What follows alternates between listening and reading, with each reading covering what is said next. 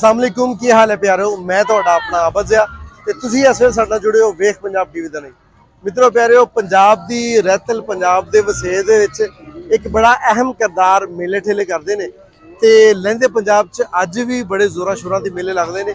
ਔਰ ਮੇਲੇ ਜਿਹੜੇ ਨੇ ਉਹ ਰੌਣਕਾਂ ਨੇ ਉਹ ਪਿੰਡਾਂ ਦੇ ਵਿੱਚ।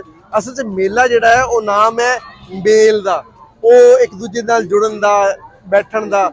ਬਹੁਤ ਸਾਰੇ ਦੂਰੋਂ ਦੂਰੋਂ ਮਹਿਮਾਨ ਆਉਂਦੇ ਨੇ ਜਿਹੜੇ ਪਿੰਡ 'ਚ ਮੇਲਾ ਲੱਗਣਾ ਹੋਵੇ ਕਿ ਫਲਾਹ ਪਿੰਡ ਮੇਲਾ ਲੱਗਣਾ ਤੇ ਅਸੀਂ ਜਾਣਾ ਹੈ। ਉਹ ਨਾਨਕੇ ਦਾਦਕੇ ਚਾਚੇ ਮਾਮੇ ਫੁੱਫੀਆਂ ਉਹ ਸਾਰੇ ਦੇ ਵਾਲ ਉੱਥੇ ਇਕੱਠੇ ਹੋ ਜਾਂਦੇ ਨੇ, ਫਿਰ ਉਸ ਮੇਲ ਨੂੰ ਇੰਜੋਏ ਕੀਤਾ ਜਾਂਦਾ। ਇੰਜ ਦੇ ਹੀ ਇੱਕ ਮੇਲੇ ਤੇ ਅਸੀਂ ਅੱਜ ਆਏ ਹਾਂ। ਪੱਖੀ ਮੋੜ ਮੀਆਂ ਪੱਖੀ ਇੱਕ ਇਲਾਕਾ ਹੈ ਡਿਸਟ੍ਰਿਕਟ ਬਿਹਾੜੀ ਦਾ। ਉੱਥੇ ਆਓ ਤੁਹਾਨੂੰ ਟੁਰ ਫਿਰ ਕੇ ਮੇਲਾ ਵਿਖਾਉਂਦੇ ਹਾਂ, ਕਿਉਂਕਿ ਕਹਿੰਦੇ ਨੇ ਸਿਆਣੇ ਕਿ ਮੇਲਾ ਟੁਰ ਫਿਰ ਕੇ ਵੇਖੀਦਾ ਹੁੰਦਾ। ਆਓ ਫਿਰ ਟੁਰ ਫਿਰ ਕੇ ਮੇਲਾ ਵੇਖਦੇ। ਜਿਵੇਂ ਹੀ ਅਸੀਂ ਮੇਲੇ ਵਾਲੇ ਪਾਸੇ ਐਂਟਰ ਹੋਏ ਹਾਂ ਤੇ ਸਾਨੂੰ ਪੰਡਾਲ ਨਜ਼ਰ ਆਇਆ, ਅਖਾੜਾ, ਜਿੱਥੇ ਕਬੱਡੀ ਦਾ ਮੈਚ ਹੋ ਰਿਹਾ ਸੀ। ਔਰ ਕਬੱਡੀ ਇੱਥੇ ਜ਼ਿਆਦਾ ਸਪੀਡਾਂ ਲਈ ਖੇਡੀ ਜਾਂਦੀ ਹੈ ਤੇ ਫਿਰ ਕਬੱਡੀ ਨੂੰ ਕਿਵੇਂ ਮਿਸ ਕਰ ਸਕਦੇ ਸਾਂ। ਅਸਲ 'ਚ ਕਬੱਡੀ ਮੇਲਿਆਂ ਠੇਲਿਆਂ ਦੀ ਖਾਸ ਰੌਣਕ ਹੁੰਦੀ ਹੈ। ਪਿੰਡਾਂ ਦਾ ਸਪੈਸ਼ਲ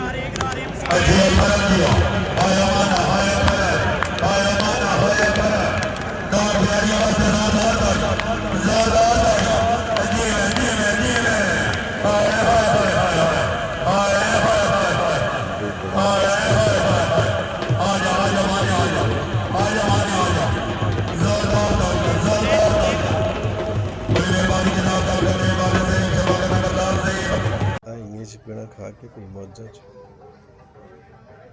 ਲਓ ਪਿਆਰਿਓ, ਹੁਣ ਅਸੀਂ ਝੂਲਿਆਂ ਦੇ ਪਾਸੇ ਆ ਗਏ ਹਾਂ। ਭੰਗੂੜੇ ਤੇ ਛੋਟੇ ਬਾਲਾਂ ਦੇ, ਵੱਡੇ ਬਾਲਾਂ ਦੇ, ਤੇ ਬਹੁਤ ਵਧੀਆ ਵਧੀਆ ਰੰਗ ਬਿਰੰਗੇ ਝੂਲੇ ਲੱਗੇ ਹੋਏ ਨੇ ਇੱਥੇ। ਮੇਲਾ ਜਿਹੜਾ ਹੈ ਨਾ ਉਹ ਬੜੀ ਸੋਹਣੀ ਸਕਾਫਤ ਹੈ, ਸਾਡੀ ਸਕਾਫਤ ਦਾ ਹਿੱਸਾ ਹੈ। ਖਾਸ ਤੌਰ 'ਤੇ ਪੰਜਾਬ ਦੇ ਵਿੱਚ ਮੇਲਿਆਂ ਨੂੰ ਬਹੁਤ ਅਹਿਮੀਅਤ ਹਾਸਲ ਹੈ।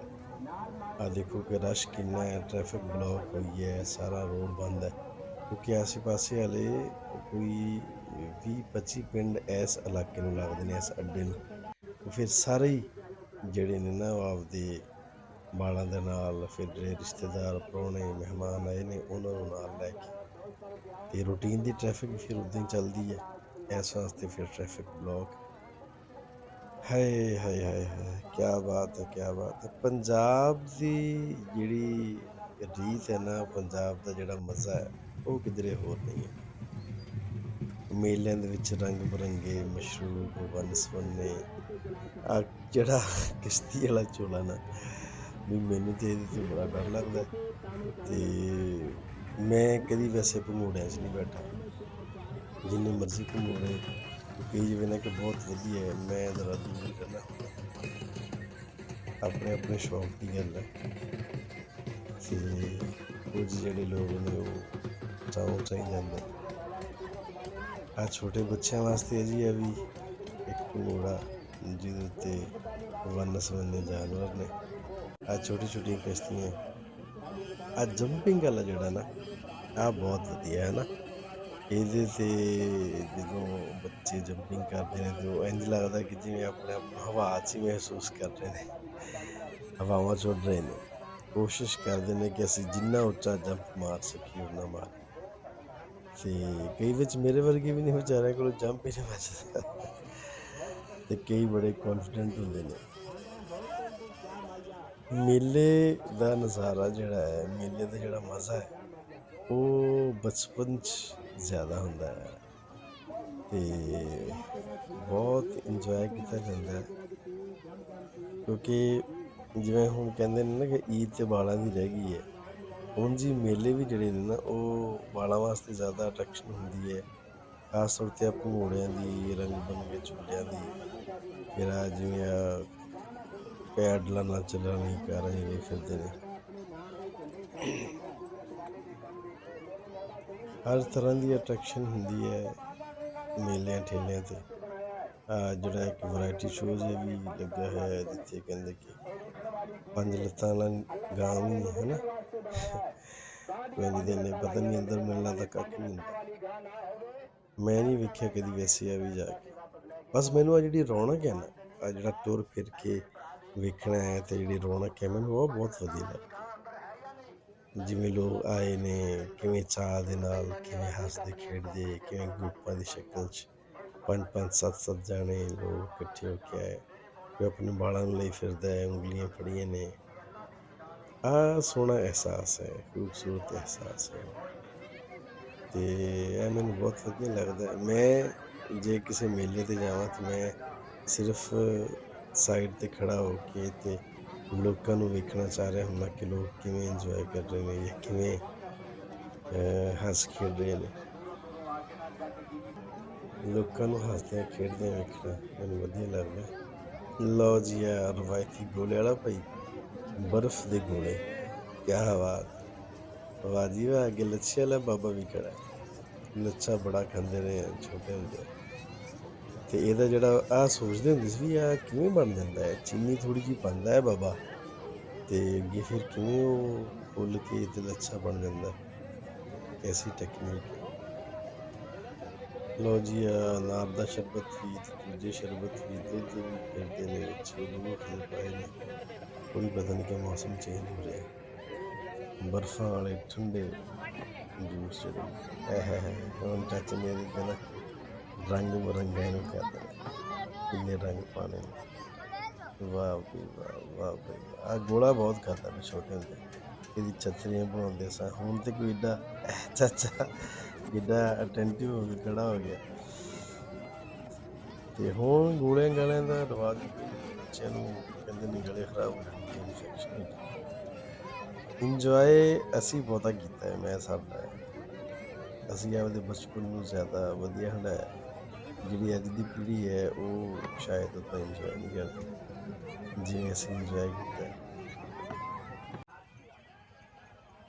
ਲਓ ਜੀ, ਹੁਣ ਅੱਗੇ ਬਾਜ਼ਾਰ ਸ਼ੁਰੂ ਹੋ ਗਿਆ ਅਤੇ ਬਾਜ਼ਾਰਾਂ ਦੇ ਵਿੱਚ ਕੋਈ ਝੁਮਕੇ, ਕੋਈ ਸ਼ੈਵਾਂ, ਔਰਤਾਂ ਦੇ ਪਾਉਣ ਵਾਲੀਆਂ ਅੰਗੂਠੀਆਂ, ਬਰੈਸਲੇਟ। ਲਓ ਜੀ, ਦਰਬਾਰ ਸ਼ਰੀਫ ਜਿਨ੍ਹਾਂ ਦਾ ਮੇਲਾ ਲੱਗਿਆ, ਉਰਸ ਲੱਗਿਆ, ਉਹਨਾਂ ਦੇ ਅੱਗੇ ਦਰਬਾਰ ਦੇ ਅੱਗੇ ਰੰਗ ਬਿਰੰਗੀਆਂ ਲਾਈਟਾਂ ਲੱਗੀਆਂ ਨੇ ਅਤੇ ਬੜੀਆਂ ਰੌਣਕਾਂ ਨੇ ਅੱਗੇ, ਕਿਉਂਕਿ ਮਗਰਿਬ ਤੋਂ ਬਾਅਦ ਦਾ ਵੇਲਾ ਹੋ ਗਿਆ ਤੁਰਦਿਆਂ ਫਿਰਦਿਆਂ। ਅਤੇ ਇਹ ਵੇਖੋ ਜ਼ਰਾ ਰੌਣਕਾਂ, ਬੱਤੀਆਂ, ਹੈ ਨਾ। ਅਸਲ 'ਚ ਰਸ਼ ਤਾਂ ਵੀ ਹੁੰਦਾ ਨਾ ਕਿ ਪਿੰਡਾਂ ਥਾਵਾਂ 'ਤੇ ਲੱਗਦਾ ਕਿ ਉੱਥੇ ਇੰਝ ਦੀ ਰੌਣਕ ਨਹੀਂ ਹੁੰਦੀ ਆਮ ਦਿਨਾਂ 'ਚ। ਅਤੇ ਜਦੋਂ ਫਿਰ ਮੇਲਾ ਠੇਲਾ ਹੁੰਦਾ ਫਿਰ ਰੌਣਕ ਲੱਗਦੀ ਹੈ 2-4 ਦਿਨ ਵਾਸਤੇ। ਉਸ ਰੌਣਕ ਨੂੰ ਅਸਲ 'ਚ ਇੰਜੋਏ ਕਰਨ ਵਾਸਤੇ ਆਉਂਦੇ ਨੇ ਲੋਕ, ਕਹਿੰਦੇ ਨੇ ਕਿ ਇਹਨੂੰ ਇੰਜੋਏ ਕਰੀਏ ਜਿੰਨਾ ਕਰ ਸਕਦੇ ਹਾਂ ਆਪਣੇ ਬਾਲਾਂ ਨੂੰ ਲੈ ਕੇ। ਹਰ ਕੋਈ ਆਉਂਦਾ ਹੈ ਸਟਾਲ ਲਾਉਣ ਵਾਸਤੇ, ਜਿਹਦੇ ਕੋਲ ਜੋਸ਼ ਹੁੰਦੀ ਹੈ ਉਹ ਕਹਿੰਦਾ ਚਲੋ ਇਸ ਮੇਲੇ 'ਤੇ ਬੜੀ ਆਸ ਉਮੀਦ ਵੀ ਹੁੰਦੀ ਹੈ ਲੋਕਾਂ ਨੂੰ ਕਿ ਅਸੀਂ ਜਾਵਾਂਗੇ, ਅਸੀਂ ਮੇਲੇ 'ਤੇ ਵੇਖਾਂਗੇ, ਅਸੀਂ ਉੱਥੇ ਘੁੰਮਾਵਾਂਗੇ, ਉੱਥੇ ਦੁਕਾਨਾਂ ਲਾਵਾਂਗੇ। ਆਰਜ਼ੀ ਦੁਕਾਨਾਂ ਲੱਗੀਆਂ ਹੋਈਆਂ ਨੇ ਸਾਰੀਆਂ, ਲੇਕਿਨ ਇਹਨਾਂ ਦੀ ਲਾਈਟਸ ਦਾ ਬੜਾ ਇੰਤਜ਼ਾਮ। ਮੇਲੇ ਤੋਂ ਕੁਝ ਦਿਨ ਪਹਿਲੇ ਹੀ, 2-4 ਦਿਨ ਪਹਿਲੇ ਹੀ ਇੱਥੇ ਸਟਾਲ ਲੱਗਣੇ ਸ਼ੁਰੂ ਹੋ ਜਾਂਦੇ ਨੇ ਅਤੇ ਉਹਦੇ ਨਾਲ ਜਨਾਬ ਲੋਕ ਆਪਣੀ ਰੋਜ਼ੀ ਰੋਟੀ ਵਾਸਤੇ ਆਉਂਦੇ ਨੇ। ਬੜੇ ਵਧੀਆ ਵਧੀਆ ਸਟਾਲ ਵੀ ਲੱਗੇ ਹੋਏ ਨੇ, ਕਾਫੀ ਮਤਲਬ ਜਿਵੇਂ ਦੁਕਾਨਾਂ ਹੁੰਦੀਆਂ ਨੇ ਉਂਝ ਬਣਾਈਆਂ ਨੇ, ਲੇਕਿਨ ਹੈ ਸਾਰੀਆਂ ਆਰਜ਼ੀ ਨੇ ਇਹ। ਲਓ ਜੀ, ਇੱਥੇ ਹਰ ਸ਼ੈ 100 ਰੁਪਏ।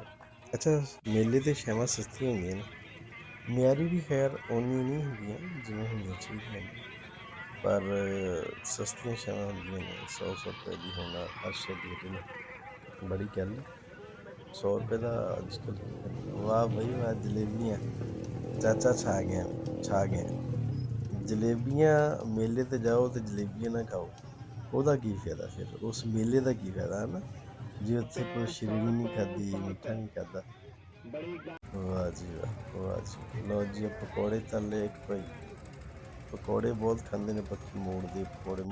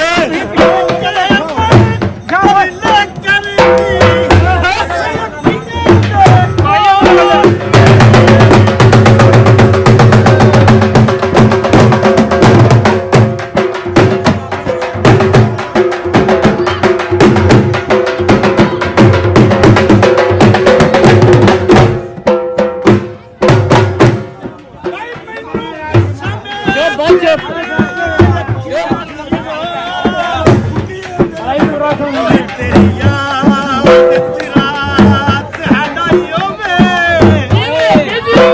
ਉਹ ਤੇਰੀ ਯਾਦ ਚ ਪੜੀਆਂ ਦੋ ਵੀ ਤਾਂ ਪੁਆ ਬਾਏ ਜਾਤੀ ਪਾਈ। ਲਓ ਜੀ, ਅਸੀਂ ਦਰਬਾਰ ਤੋਂ ਬਾਹਰ ਨਿਕਲ ਆਏ ਹਾਂ। ਅਸੀਂ ਕਿ ਜ਼ਰਾ ਮੇਲਾ ਟੁਰ ਫਿਰ ਕੇ ਵੇਖੀਏ, ਰੌਣਕਾਂ ਵੇਖੀਏ ਕੀ ਨੇ, ਤੇ ਦੁਕਾਨਾਂ ਵਾਲੇ ਪਾਸੇ ਆਏ ਹਾਂ। ਕੁਝ ਸ਼ਾਵਾਂ ਅਸੀਂ ਵੀ ਇੱਥੇ ਲੈ ਕੇ ਖਾਧੀਆਂ, ਪਰ ਉਹ ਆਫ ਕੈਮਰਾ ਖਾਧੀਆਂ। ਹਰ ਸਟਾਲ 'ਤੇ ਨਾ ਪਕੌੜੇ ਲਾਜ਼ਮੀ ਨੇ, ਕਿਉਂਕਿ ਇੱਥੋਂ ਦੇ ਪਕੌੜੇ ਬੜੇ ਮਸ਼ਹੂਰ ਨੇ ਅਤੇ ਕੋਈ ਇਹਨਾਂ ਦੀ ਆਪਣੀ ਹੀ ਰੈਸਪੀ ਹੈ, ਜਿਹਦੀ ਵਜ੍ਹਾ ਨਾਲ ਬਹੁਤ ਵਧੀਆ ਟੇਸਟ ਹੁੰਦਾ। ਮੈਨੂੰ ਬਜ਼ੁਰਗ ਬਹੁਤ ਵਧੀਆ ਲੱਗੇ, ਇਕੱਲੇ ਹੀ ਬੈਠੇ ਨੇ ਔਰ ਜਿਵੇਂ ਕੋਈ ਮਜਜ਼ੂਬ ਜਿਹਾ ਬੰਦਾ ਹੁੰਦਾ ਅਤੇ ਜਲੇਬੀਆਂ ਖਾ ਰਹੇ ਨੇ ਬੜੇ ਚਾਅ ਦੇ ਨਾਲ, ਹੈ ਨਾ। ਲਓ ਜੀ, ਸਾਡਾ ਆ ਸੀ ਅੱਜ ਦਾ ਮੇਲੇ ਦਾ ਵਲੌਗ। ਮੇਲੇ ਠੇਲੇ ਰੌਣਕਾਂ ਸਾਡੀ ਰਹਿਤਲ ਹੈ, ਸਾਡੀ ਰਹਿਤਲ ਦਾ ਹਿੱਸਾ ਹੈ। ਮੈਂ ਤੁਹਾਡੇ ਸਭ ਵੇਖਣ ਵਾਲਿਆਂ ਦੇ ਅੱਗੇ ਰਿਕੁਐਸਟ ਕਰਾਂਗਾ ਕਿ ਕਦੀ ਆ ਰੌਣਕਾਂ ਖਤਮ ਨਾ ਹੁੰਦੀਆਂ ਜੀ। ਜੇ ਆ ਰੌਣਕਾਂ ਖਤਮ ਹੋ ਗਈਆਂ ਪੰਜਾਬ ਦੀਆਂ ਤਾਂ ਪੰਜਾਬ ਨੇ ਮੁੱਕ ਜਾਣਾ। ਸਾਡੀਆਂ ਆਉਣ ਵਾਲੀਆਂ ਪੀੜ੍ਹੀਆਂ ਨੂੰ ਇਹਨਾਂ ਰੌਣਕਾਂ ਦੇ ਵਿੱਚ ਜ਼ਿੰਦਗੀ ਗੁਜ਼ਾਰਨੀ ਹੈ ਜੀ। ਅਸੀਂ ਜ਼ਿੰਦਗੀ ਨੂੰ ਜਿਉਣਾ ਹੈ, ਅਸੀਂ ਜ਼ਿੰਦਗੀ ਗੁਜ਼ਾਰਨੀ ਨਹੀਂ, ਅਸੀਂ ਹੰਢਾ ਕੇ ਜਾਣੀ। ਜੇ ਤੁਸੀਂ ਦੱਸਣਾ ਹੈ ਕਮੈਂਟ ਕਰਕੇ ਕਿ ਤੁਹਾਡੇ 'ਚੋਂ ਕਿਹਨੇ ਕਿਹਨੇ ਮੇਲਾ ਵੇਖਿਆ ਹੈ ਹੁਣ ਤੱਕ, ਕੋਈ ਤੁਸੀਂ ਆਪਣੇ ਮੇਲੇ ਦਾ ਐਕਸਪੀਰੀਅੰਸ ਸਾਡੇ ਨਾਲ ਸਾਂਝਾ ਕਰ ਸਕਦੇ ਹੋ। ਅਤੇ ਜੇ ਨਹੀਂ ਵੇਖਿਆ ਤਾਂ ਜਿੱਥੇ ਕਿਸੇ ਆਲੇ ਦੁਆਲੇ ਮੇਲਾ ਲੱਗਦਾ ਉੱਥੇ ਤੁਸੀਂ ਜਾ ਕੇ ਜ਼ਰੂਰ ਮੇਲਾ ਵੇਖਿਆ। ਮੇਲੇ ਦਾ ਇੱਕ ਆਪਣਾ ਹੀ ਸਵਾਦ ਹੈ, ਆਪਣੀ ਚਸ। ਲਓ ਜੀ, ਹੁਣ ਸਾਨੂੰ ਦਿਓ ਇਜਾਜ਼ਤ। ਆਪਣਾ ਰੱਖਿਆ ਜੀ ਢੇਰ ਸਾਰਾ ਖਿਆਲ। ਜਿਉਂਦੇ ਵਸੋ ਤੇ ਖਿੜਖਿੜ ਹੱਸੋ। ਰੱਬ ਰੱਖਾ।